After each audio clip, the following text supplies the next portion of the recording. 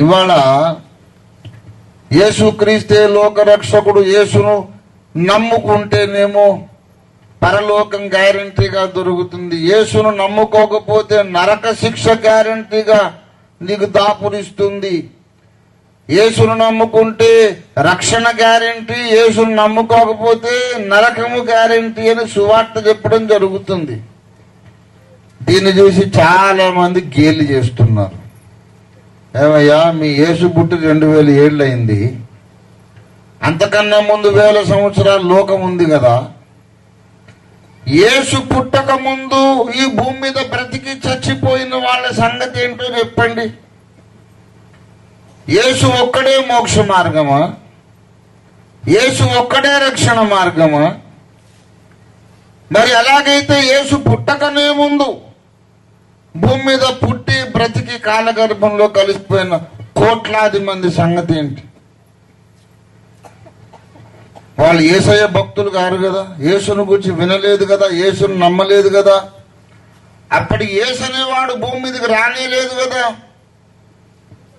మరి వాళ్ళ సంగతి ఏంటి అంటే, యేసు పుట్టక ముందు కొంతమంది పుట్టారు, చచ్చిపోయారు. వాళ్ళు బహుశా మోక్షానికి పోయి ఉంటే మరి ఇప్పుడు మేమెందుకు వెళ్ళలేము?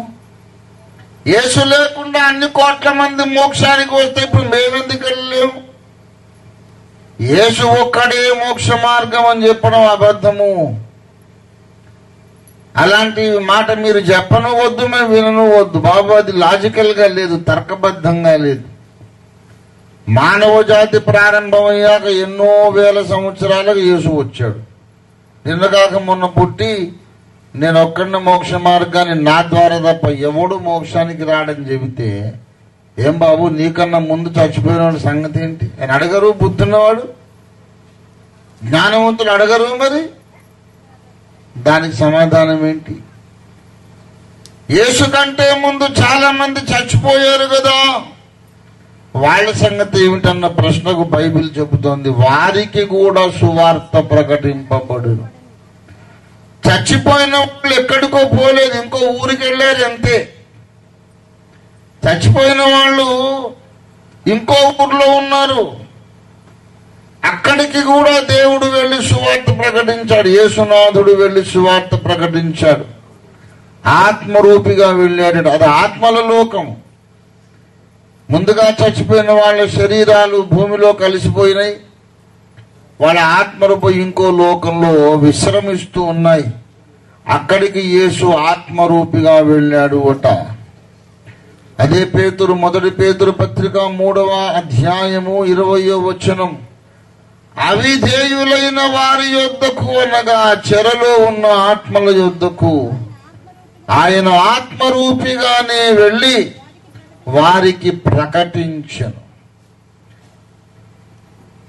ఆత్మల వద్దకు వెళ్లి ఆత్మరూపిగా వెళ్లి యేసు ప్రకటించనని 2 సార్లు చెప్పబడింది. మొదటి పేతురు 3:20లో ఒకసారి, 4:6లో రెండోసారి. అంటే దేవుడు ఎంత న్యాయవంతుడో చూడండి.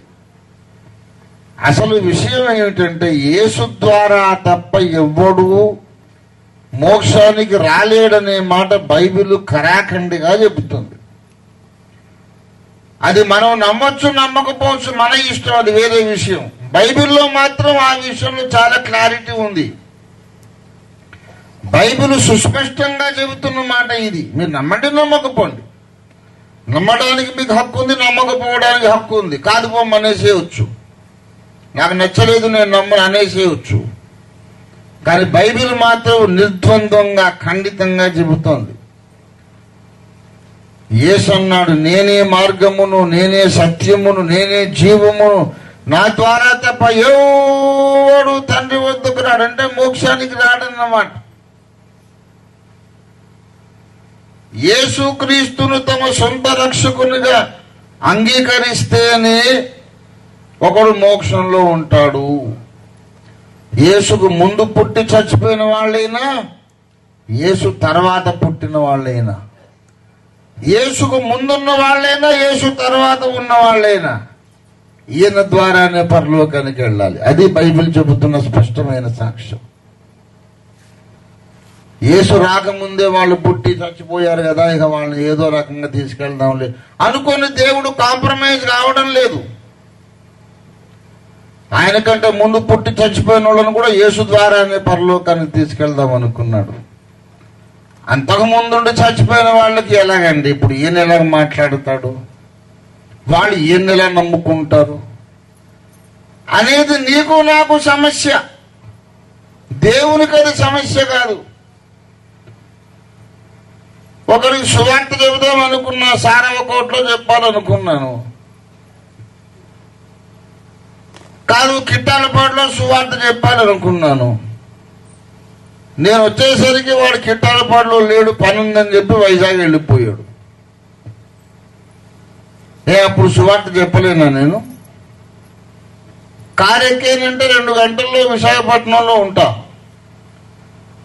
అక్కడ పెట్టుకొని చెబుతా వాడికి. అలా చెప్పాడు దేవుడు.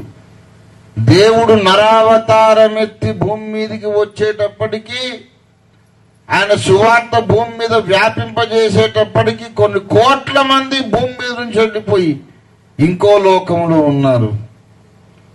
ఆ లోకానికి వెళ్ళాడు. ఆ లోకం పేరు పరదైసు.